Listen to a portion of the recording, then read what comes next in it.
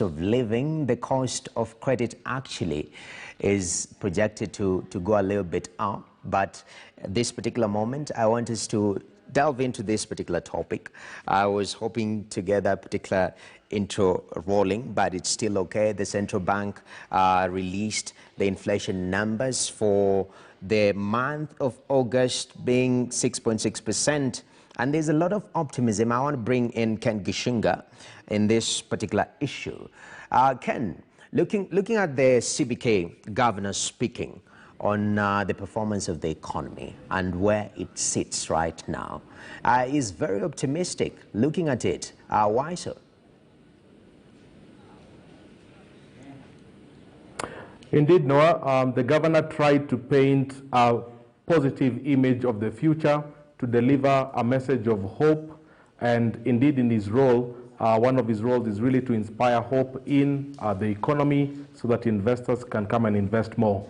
He spoke about various sectors of the economy recovering. If you look at our hospitality sector, he spoke about the cement production numbers going up and a few other leading economic indicators. And he felt the measures they are taking in the past are bearing fruit. That said, I think it will do little to pacify a public that is unimpressed with an economy where cash flow has reduced, where employment opportunities are below normal, and where there's a mounting public debt. So there is a sense of disconnect between what the policymakers see and what the average Mamamboga experiences on the ground. Yeah, and that's the discussion that we need to bridge. I don't know whether we have Mr. Ahorondoho joining us virtually. Is he with us, Mr. Ahorondoho? Well, as we figure that out, there's this element of, Ken, you've pointed out, you know, we see CBK when it speaks and what is happening on the ground. Actually, I'm being told that Mr. Ndoho now is ready for us. Thank you very much, Mr. Ndoho, for joining us. Looking at these numbers, Mr. Ndoho, actually the MPC did a survey for the private sector market perception. They did a survey on CEOs and also on hotels. And looking at the survey numbers, people are very optimistic. I mean, the banking sector, 83% optimistic. The non-banking sector, 66%. Looking at these numbers, and we have an election coming up, is this, how do you interpret this, Mr. Ndoho?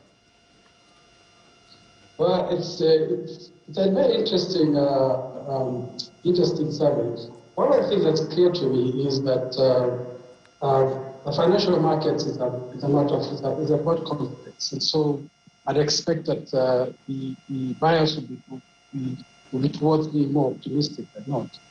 But I'm always curious to sort of do like a straw or even a separate independent, almost like a Gola poll of the consumers, of the average Kenyan on the streets, small business, consumer sentiment.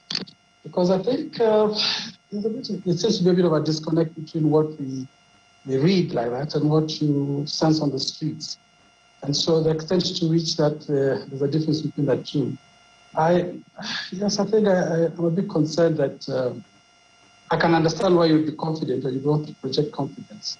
But there are a lot of Kenyans are hurting, and they've just come through probably the worst economic recession or slump in our history. So yes, it's a difficult one, but I think you're right in what you're hinting at, that there's something maybe a bit overly optimistic. Definitely. And Ken, I want to bring you in here because there's this issue of cost of living. We see the central bank speaking. I imagine myself in my business seated. Okay, the inflation is anchored within the, you know, where it's expected to be. We are not out of the danger zone. But on the other end, I feel the cost of fuel is going up. Electricity is quite expensive. Maybe help us understand, does, you know, the monetary policy aspect of it, yeah? What role does it play in helping mwananchi on the ground? Well, just a slight correction there, Noah. Inflation statistics come from the Kenya National Bureau of Statistics, and indeed the CBK uses those numbers as they establish monetary policy for the country. What they've always had is to conduct what is called inflation targeting, where they try to manage inflation between 2.5 and 7.5, and we are getting very close there. I think we are on a 19-month high, about 6.9%, and particularly if you look at the subsectors such as food and fuel, you're already in the double digits. So it's a bit challenging for the MPC because this is cost-push inflation. This is inflation that is coming from abroad. But there are people who would say, hang on a bit, why can't the CBK encourage banks to increase their lending to agriculture sector so that we have more food in the economy and so that we have less price pressure on food?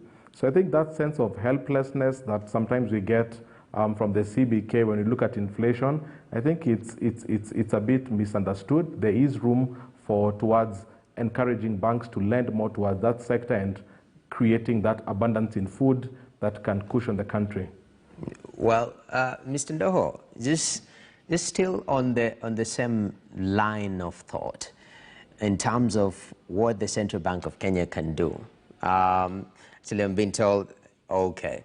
So in that same line of thought, Mr. Ndoho, I mean, encouraging credit towards the private sector, looking at the numbers that CBK, the Monetary Policy Committee, produced, there's been increased credit towards the private sector. Are we doing enough? Is there room to improve on some of these aspects to better the economy from a monetary policy, point of view? Yes, I think the critical one is the fact that with that sort of amount of lending that they have done to the banks, it takes very little incentive still in the system for the private sector, for the banks to lend to the private sector. And so even the lending at the moment is really at the margin. If you look and if you have an honest conversation with just about any bank manager, they tell you that it makes absolutely no sense to lend to the private sector at the sort of rates that they are getting from the treasury bills, from the government borrowing.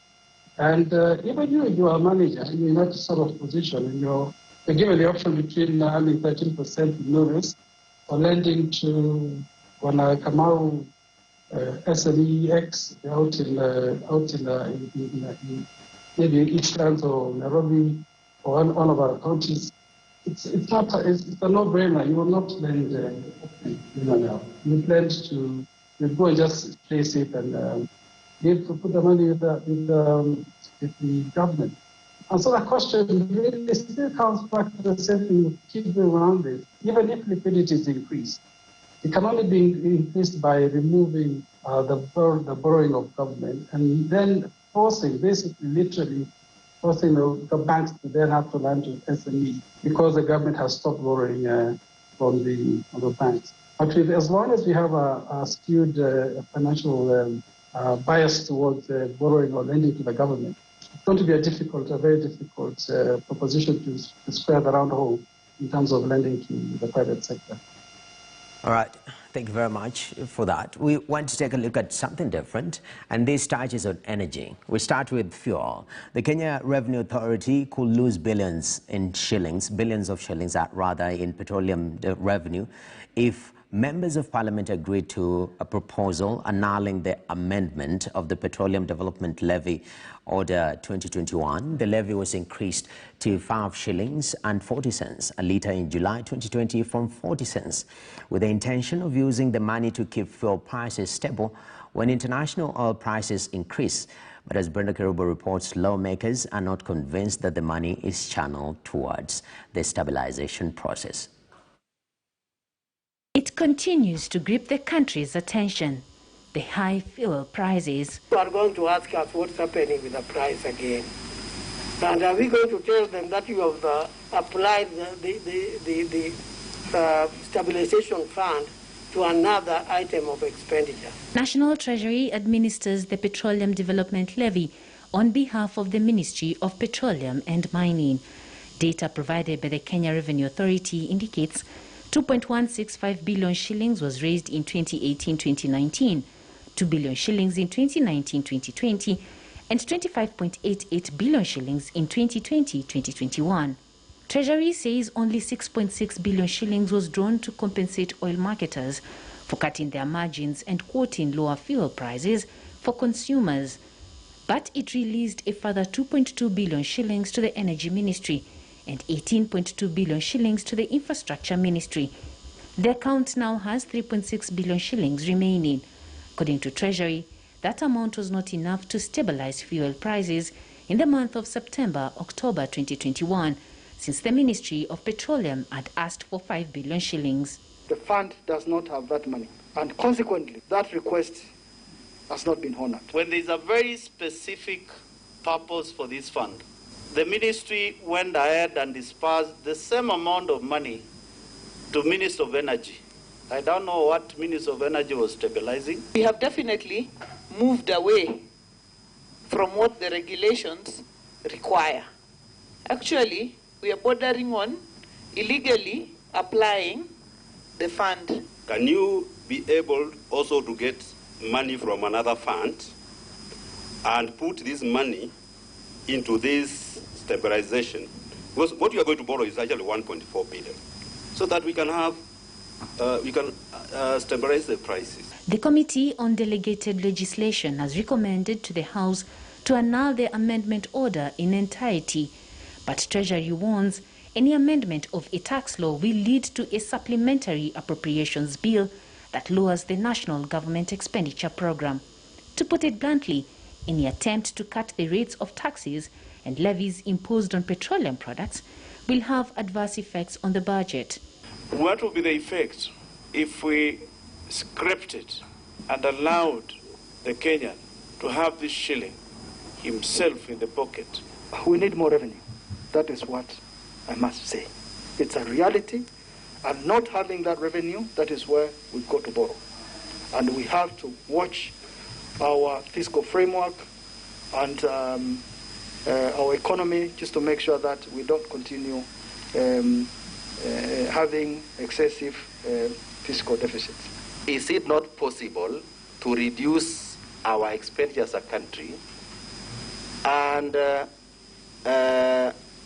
do some of the things over time? Or is it that our expenditure as a country is cast on stone? We only collect what we have been asked to collect by law. We actually don't collect a shilling more. And if we collect a shilling more, there is a very well laid down procedure for members or the people paying the taxes to follow to object to the Commissioner's decision. Fuel prices are a key determinant to inflation in the country and overall have an effect on the cost of food, transport, electricity, and manufacturing of goods in the country. Brenda Kerubo, KTN News. Well, gentlemen, I mean, we have a minute and 20 seconds to wind up this first half of the show. But Ken, just in brief, we picked this after BBC Money Daily on the second half. But in brief, what is your reaction? I mean, the way Parliament has come in, the National Assembly is quite active on this particular issue. Shouldn't they be this always active? Well, indeed, somebody can ask that question. Is it because we are approaching elections that they feel they have to be a bit more accountable to the citizens? But I think for me, the big picture is the fact that we don't have a tax policy in the country. We've never had a tax policy in this country. And Treasury feels that they can raise revenue really from your fuel, from pretty much anything that you consume. And I think that's the challenge, because as we remove this levy, and rightly we should remove it, but we need to think of what's a proper tax policy that can be able to drive this 50 million person economy. Definitely, and we'll be looking at some of the proposals that we think, proper tax policies that we can apply to fill that fiscal gap that might be brought by, doing away with this particular